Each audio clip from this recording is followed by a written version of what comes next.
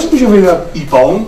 Ja, wir sollten was Gescheites sagen, bevor uns die alle einschlafen. Ja, jetzt gleich. Ja, jetzt gleich. Na, sag was. Was Gescheites. Was Gescheites. Es ist, wie es ist. Genau. Weil was nicht so, wie es ist, dann was anders, als es ist. Es ist so und nicht anders.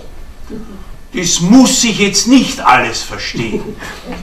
Oder anders gesagt, wenn es so weitergeht wie bisher, geht bald gar nichts mehr weiter. Wer weiter geht, wird schneller müde. Ob weiter Weg oder weit weg oder weiter weg, ist vollkommen egal. Die Zukunft ist weit weg.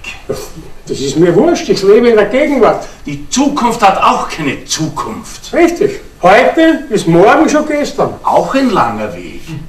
Es gibt keinen Weg. Der Weg entsteht im Gehen. Geh. Ja, man muss mit der Zeit gehen. Sonst geht man mit der Zeit. Ich habe Zeit, die anderen Uhren.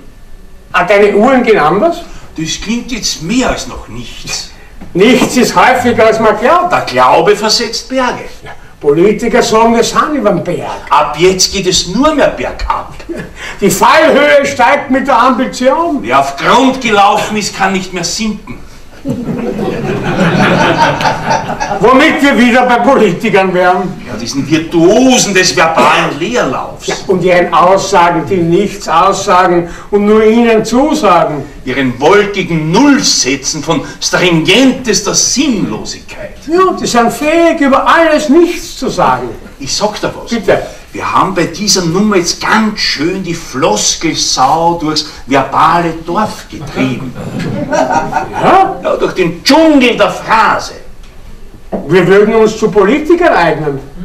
Unsere Reichweiten würden weit reichen. Politiker sind anders als wir. Ja, wie Sande beschreibt's. Leere Köpfe verwenden leere Worte für leere Versprechungen.